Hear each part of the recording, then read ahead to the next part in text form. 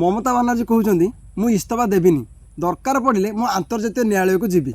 यही गोटे बयान ए भाई पूरा देश में चर्चा विषय पलटि किंतु प्रश्न उठू जड़े मुख्यमंत्री कौन सतरे संविधान ठारू बड़ जदि राष्ट्रपति शासन लागू हुए तेबे इस्तीफा नदेले कौन हेब आसतु जानिबा। भारतीय संविधान कौन कहे संविधान धारा 356 अनुजाई जदि कौन राज्य में सांविधानिक व्यवस्था विपर्य हुए तेबे राष्ट्रपति सेठारे निजर शासन जारी करें किपरि ना राष्ट्रपति का आदेशनामा जारी होगा मात्रे राज्य मंत्रिमंडल एवं मुख्यमंत्री को तत्काल डिसमिस करा जाए।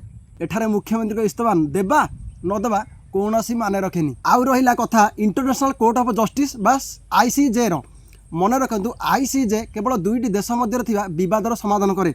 भारतर कौनसी आभ्यंतरीण राजनीतिक मामला बा राष्ट्रपति शासन उपरे हस्तक्षेप करने आईसीजे पाखरे कौनसी अधिकार नहीं।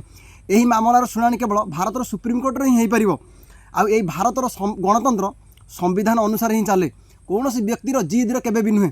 आपको कौन लगुच ममता बानार्जी यही बयान कौन केवल राजनीतिक चाल ना से सतर आईन ठारू बहुत अज्ञ? भाई कमेंट कर जनातु। जय हिंद।